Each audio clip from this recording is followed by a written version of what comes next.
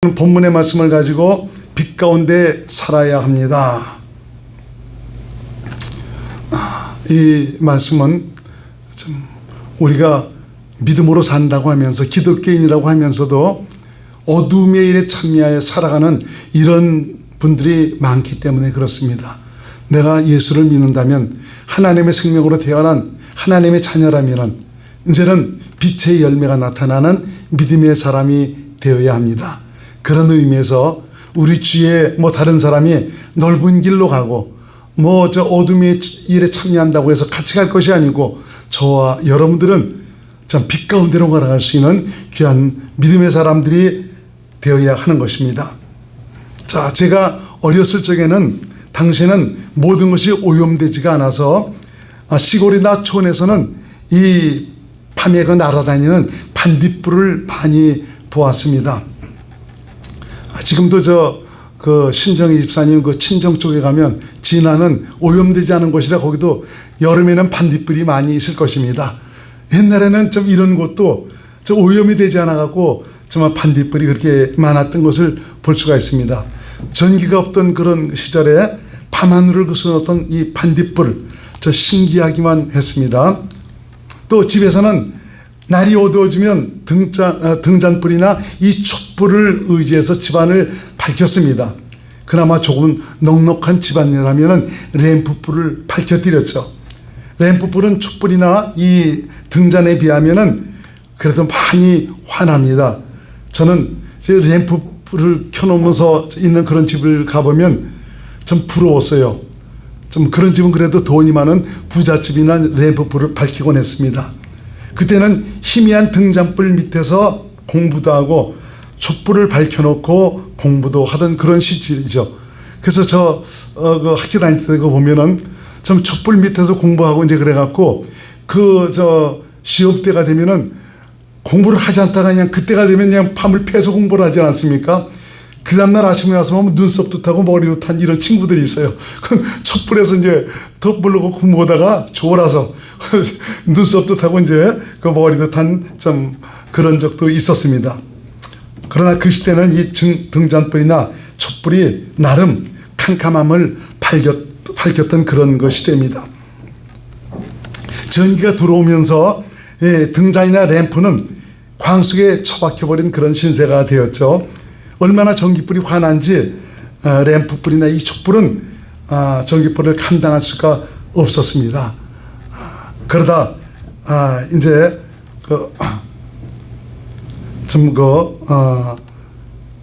이런 전기불이라도 강렬한 햇빛이 비출 때는 전기불도 아무 소용이 없습니다. 너무 환하기 때문에 참 모든 것이 보이지 않습니까? 이런 상태에서는 모든 것을 알 수 있고 볼 수 있고 분별할 수가 있지 않습니까? 정상적인 그런 생활을 얼마든지 우리가 할 수가 있습니다. 예수님은 세상을 비추는 그 빛으로 오셨습니다. 캄캄함으로 가득하던 세상에 생명의 빛을 밝히러 등불로 오셨습니다. 이 빛은 피조의 빛이 아니고 바로 인간에게 영생의 길을 밝히는 생명의 빛입니다. 도무지 보이지 않던 영생의 길이 예수님께서 오심으로 말미암아 비치기 시작했습니다. 믿음이란 빛이신 예수님과 함께 영생의 길을 가는 수단이고요.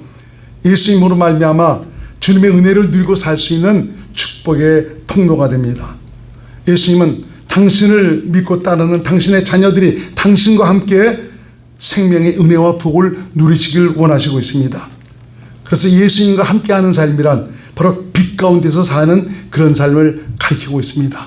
오늘 말씀을 통해서 저와 여러분 모두가 빛 가운데서 살아가는 그런 믿음의 삶이 될 수 있기를 바랍니다. 빛으로 살아가는 사람은 빛의 열매를 나타내고 살아가게 됩니다.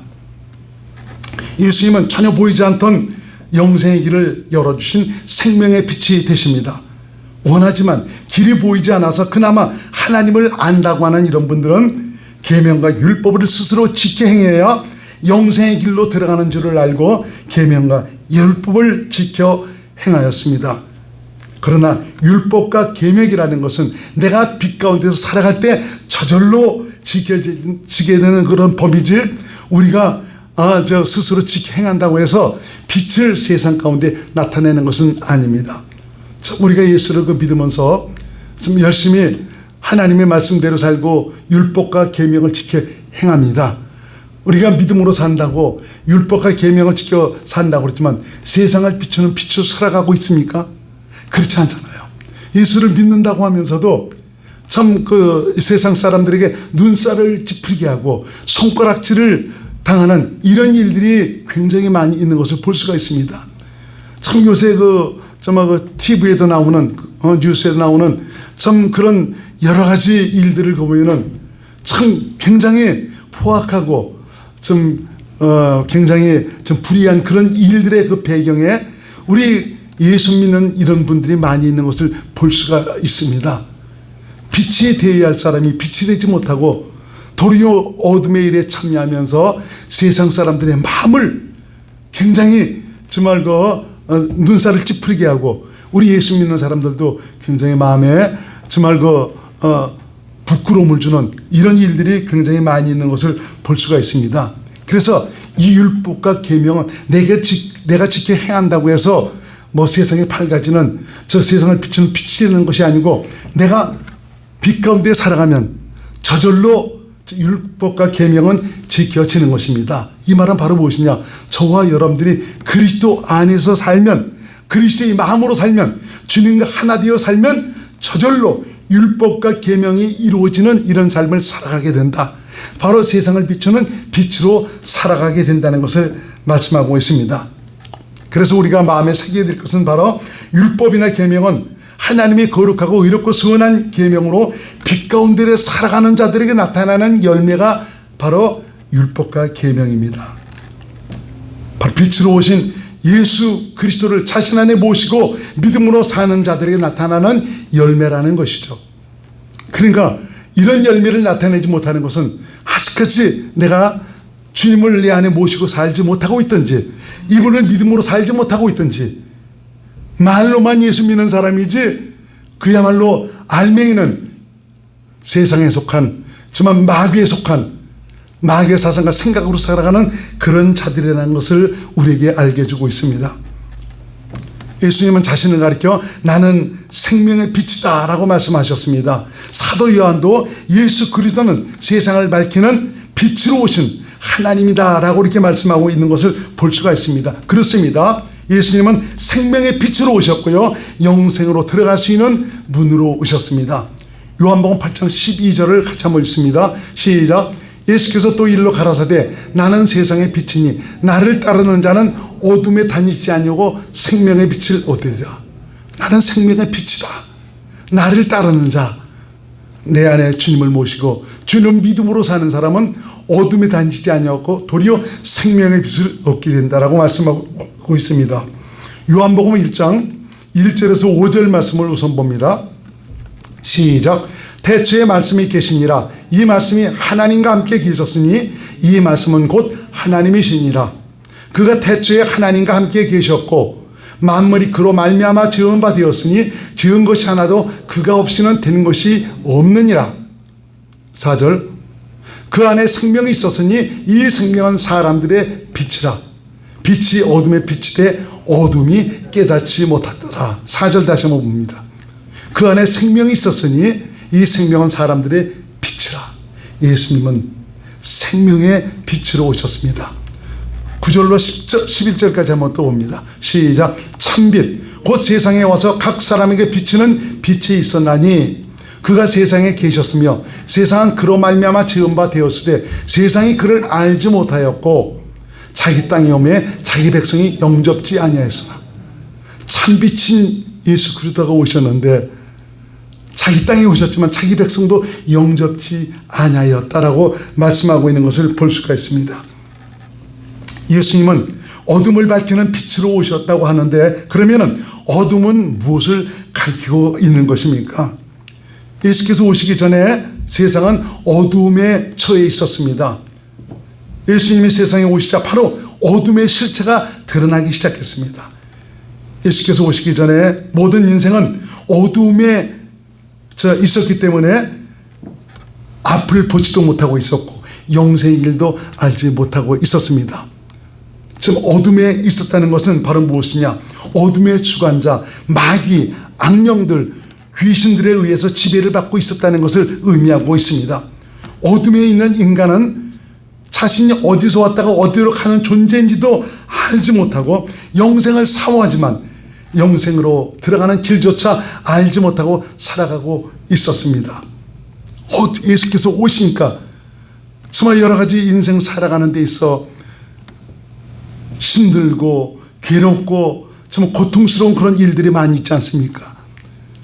질병 때문에 고통을 받는 사람들, 귀신 들려 고생하는 이런 사람들, 여러 가지 문제와 어려움 속에서 참말고 고민하는 그런 사람들, 예수께서 오시니까, 빛이 오니까 바로 어둠의 실체들이 드러납니다. 귀신들이 드러납니다. 너 누구냐? 얘기를 하니까 정말 그 사람을 붙들고 있던 그 어둠의 실체가 드러납니다. 나는 누구다, 나는 누구다 하면서 그 실체들이 드러나지 않습니까? 빛이 오니까 어둠이 견디지를 못하는 것입니다. 에베소 6장 11절로 12절 말씀을 같이 한번 읽습니다. 시작. 마귀의 괴계를 능히 대적하기 위하여 하나님의 전신갑주를 입으라. 우리의 씨름은 혈과 육에 대한 것이 아니요 정사와 권세와 이 어둠의 세상 주관자들과 하늘에 있는 악의 영들에게 대함이라. 우리의 씨름은 혈과 육에 대한 눈에 보이는 싸움이 아니다 이거야. 이 어둠의 세상 주관자들, 하늘에 있는 악의 영들과의 싸움이다. 보이지 않는 영적 전쟁이다라고 말하고 있지 않습니까? 전에는, 예수께서 오시기 전에는 이런 어둠의 실체들을 알지 못했습니다. 예수께서 오시니까 우리 인생을 고통스럽게 하고 좀 불행하게 하는 이런 배후 세력이 바로 무엇이냐? 바로 이 귀신들, 이 마귀가 역사하고 있다는 것을 비로소 깨닫지 않았습니까? 이렇게 이 마귀에 속해 살아가는 인생, 어둠에 속한 인간은 나름 마음으로는 거룩하고 의롭고 정의롭고 공평하고 선한 것을 사모합니다. 그렇지만 정작 삶에 있어서는 어둠의 일에 참여하면서 어둠의 열매를 거두고 살고 있었습니다. 바로 마귀의 사상과 생각을 따라서 마귀의 타락하고 부패한 속성으로 살고 있었다는 말이죠. 그래서 성경은 너희는 어둠의 일에 참여하지 말라라고 말씀해주고 있습니다. 그러면 이 어둠의 일에 참여하는 이런 사람들에게 나타나는 어둠의 일이 어떤 것이냐? 오늘 성경을 통해서 한번 같이 찾아보기로 하겠습니다. 에베소 5장 3절로 7절 말씀을 같이 한번 읽습니다. 여기에 속한 이 모든 말씀은 어둠의 일에 참여하고 살아가는 자들에게 나타나는 열매입니다. 이걸 보면서 이런 것이 내게 나타나는가?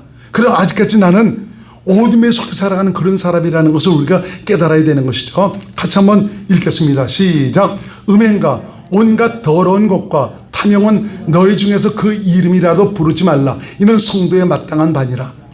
누추함과 어리석은 말이나 희롱의 말이 마땅치 아니하니 돌이켜 감사하는 말을 하라. 너희는 이것을 정녕 알거니와 음행하는 자나 더러운 자나 탐하는 자 곧 우상 숭배자는 다 그리스도와 하나님 나라에서 기업을 얻지 못하리니 누구든지 헛된 말로 너희를 속이지 못하게 하라. 이를 인하여 하나님의 진노가 불순종의 아들들에게 임하나니 그러므로 저희와 함께 참여하는 자 되지 말라.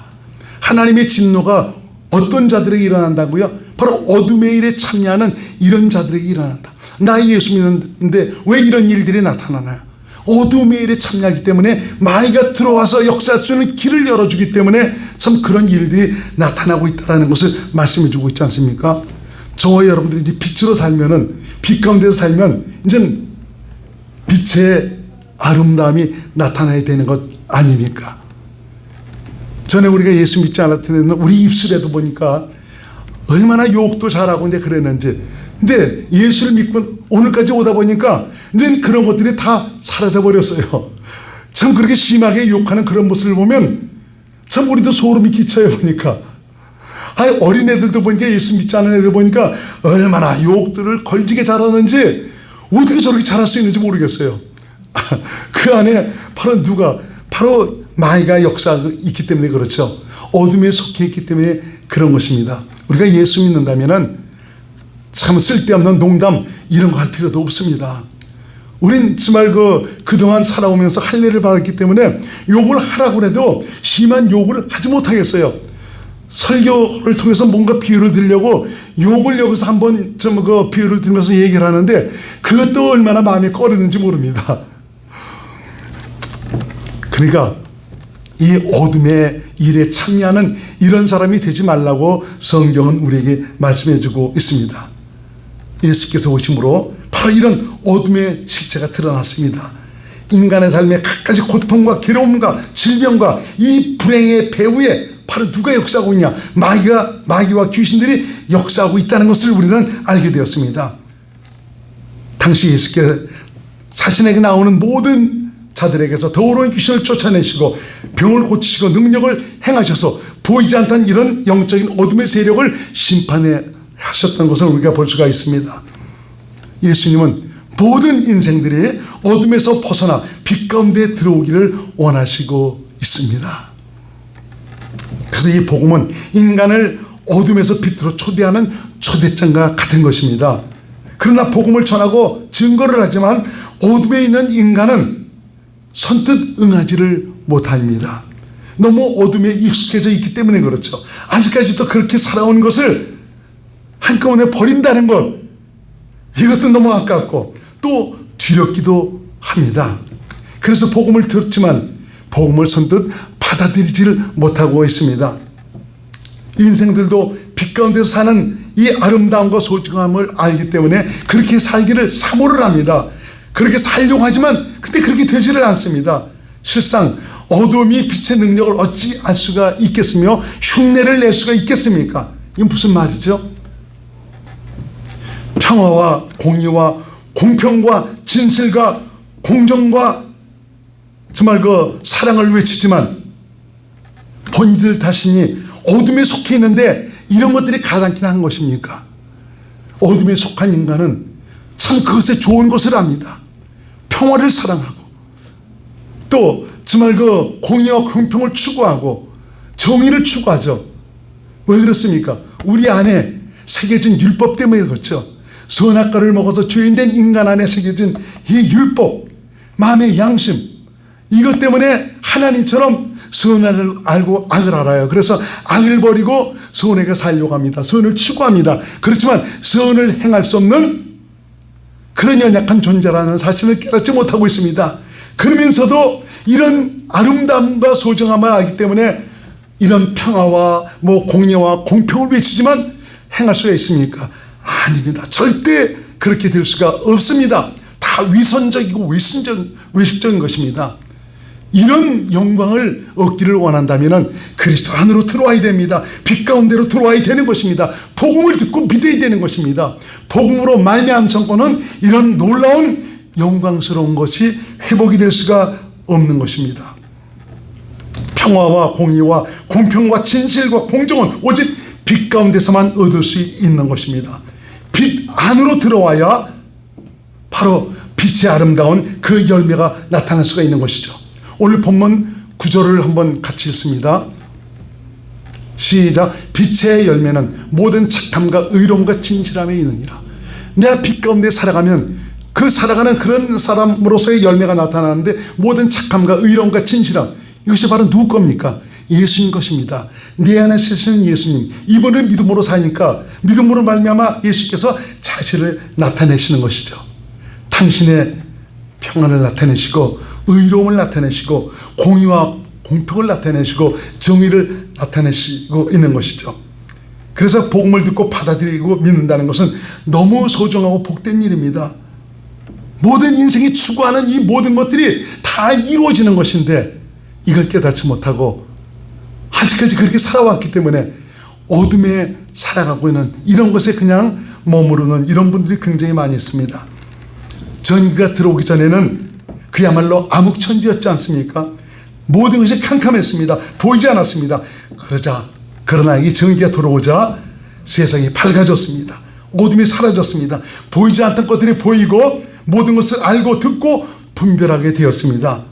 빛은 이미 비추고 있습니다.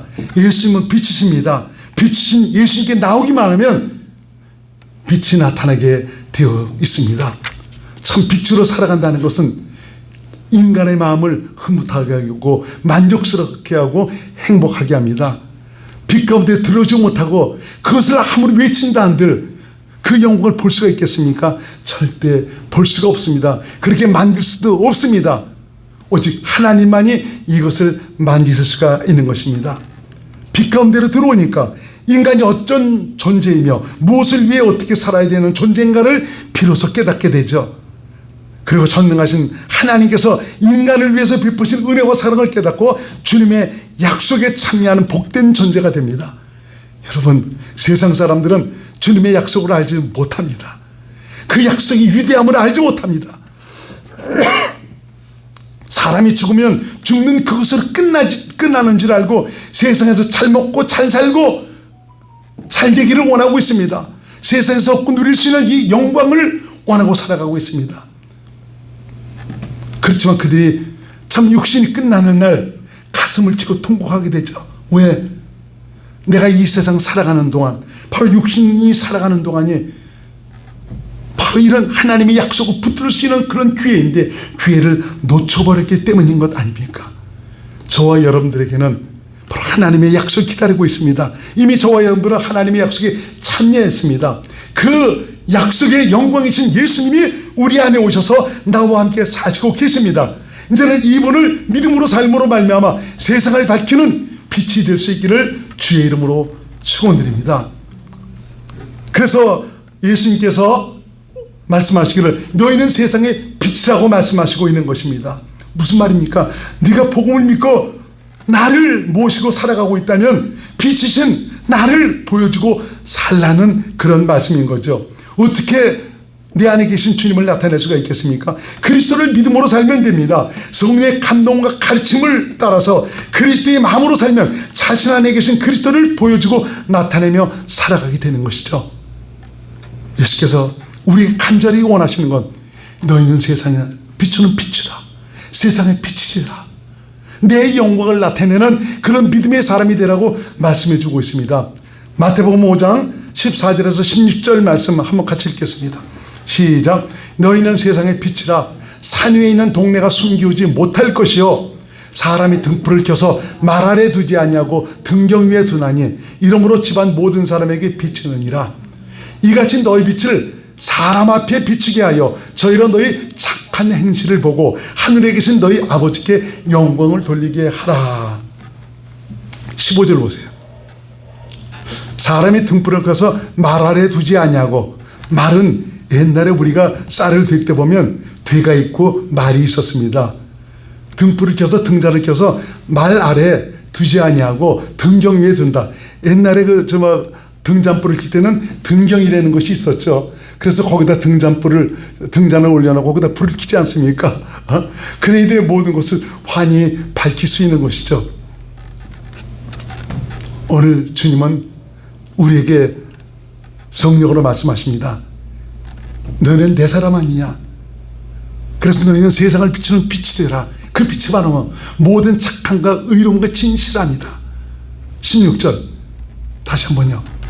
이같이 너희 빛을 사람 앞에 비치게 하여 저희로 너희 착한 행실, 이 착한 행실을 내 안에 계신 주님이 나를 사실 때 나타나는 영광입니다. 너희 착한 행실을 보고 하늘에 계신 너희 아버지께 영광을 돌리게 하라. 아니, 아버지께서 영광 받으실 것도 하나도 없는데 하나님 영광 받으시옵소서. 마음에는 시기와 질투와 여러 가지 미움이 가득 차 있고요, 자기 욕심으로 가득 차 있는데 영광 받으라고 그러니 우리 주님께서 내가 영광 받을 것이 있냐? 정말 하늘에 계신 우리 아버지께 영광을 돌리게 하는 것은 바로 뭐냐? 내가 믿음으로 살아갈 때, 나를 통해서 주님을 나타내고 보여주고 살아갈 때, 바로 세상을 비추는 빛으로 살아갈 때 하나님께 영광이 될 수가 있는 것입니다.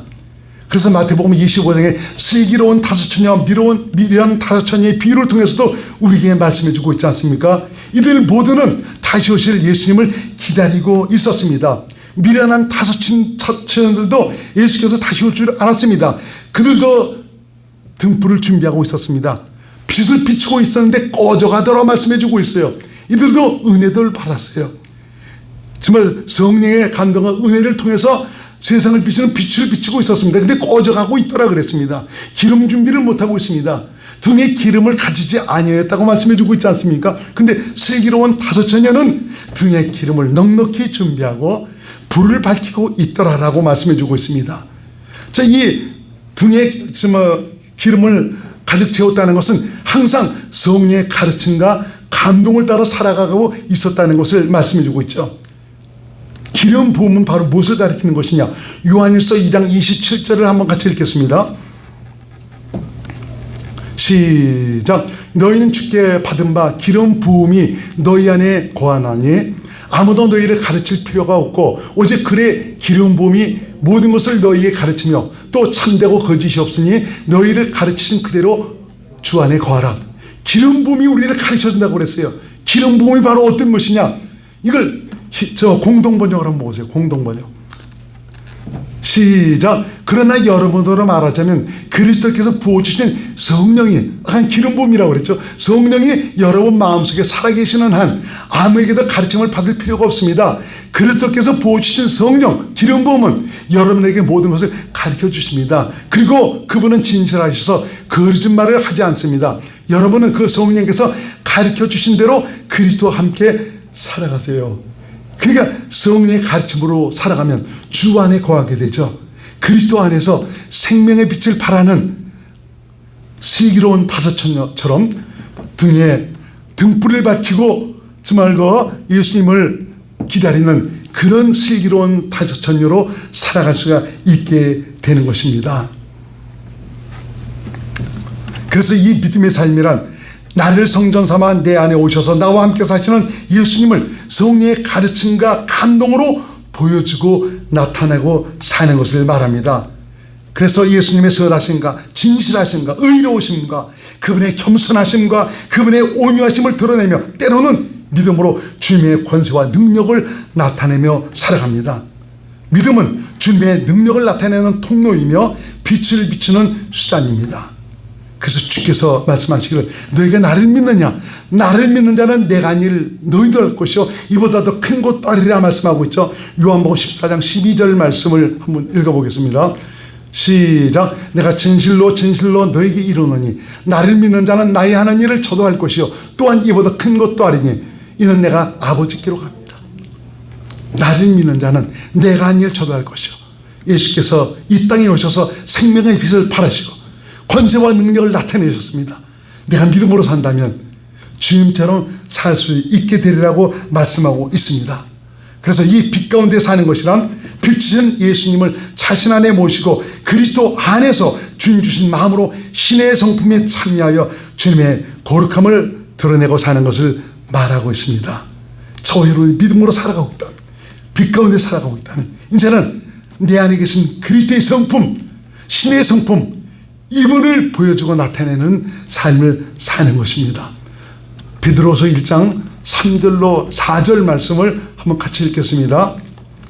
시작. 그의 신기한 능력으로 생명과 경건에 속한 모든 것을 우리에게 주셨으니 이는 자기의 영광과 덕으로서 우리를 부르신 자를 알므로 말미암음이라. 어떻게 합니까? 성령의 가르침을 알게 되는 거죠. 시작. 이로써 그 보배라고 거기에 큰 약속을 우리에게 주사 이 약속으로 말미암아 너희로 정욕을 인하여 세상에서 썩어질 것을 피하여 신의 성품에 참여하는 자가 되게 하려 하셨으니 성령의 가르침을 통해서 주님을 알아가니까 신의 성품에 참여하는 믿음의 사람으로 주님을 보여주고 나타내는 그런 삶을 살아가게 됩니다. 예수께서 원하시는 것은 바로 빛의 자녀답게 세상을 밝히는 빛으로 예수님의 거룩하심과 의로우심을 그분의 선하심을 드러내며 주님의 아름다움을 보여주고 나타내며 사는 것입니다. 이것이 바로 빛 가운데 사는 것이요 주님 뜻대로 사는 것이요 복음을 믿음으로 사는 것입니다. 복음으로 살면 하나님의 의가 나타납니다. 하나님의 의가 바로 뭡니까? 내 안에 계신 그리스도께서 자신을 나타내시는 주님의 거룩함입니다. 이 한 장만 보고 말씀을 마치겠습니다. 로마서 1장 17절 말씀입니다. 시작. 복음에는 하나님의 의가 나타나서 믿음으로 믿음에 이르게 하나니 기록된 바 오직 의는 믿음으로 말미암아 살리라 함과 같으니라. 아멘. 기도하겠습니다. 고마우신 예수님, 오늘도 말씀을 통해서 너희가 내 것이 아니냐, 내 사람이 아니냐, 내 자녀가 아니냐, 그렇다면 세상을 비추는 빛이 되어 살아가라고 말씀해 주고 있습니다. 이 말씀은 나를 성전 삼아 내 안에 오신 예수님을 보여주고 나타내며 살라고 말씀하시는 것입니다. 이런 삶은 내가 좁은으로 들어갈 때, 생명을 위한 수고에 자신을 드릴 때 성령으로 말미암아 이런 영광스러운 삶을 살아갈 수가 있습니다. 사랑하는 성도들, 마지막 때를 살아가고 있는데 슬기로운 다섯처녀처럼 세상을 밝히는 빛으로 내 안에 사시는 우리 주님을 보여주고 나타내므로 말미암아 신의 성품에 참여하는 자로 살아가는 귀한 믿음의 사람으로 살 수 있도록 저들을 붙드시고 인도하시고 성령으로 충만케 하옵소서. 주님 오시는 그날까지 끝까지 믿음을 지키고 주의 영광을 나타내는 의로운 도구들이 되게 하옵소서. 예수님 이름으로 간절히 기도드리옵나이다. 아멘.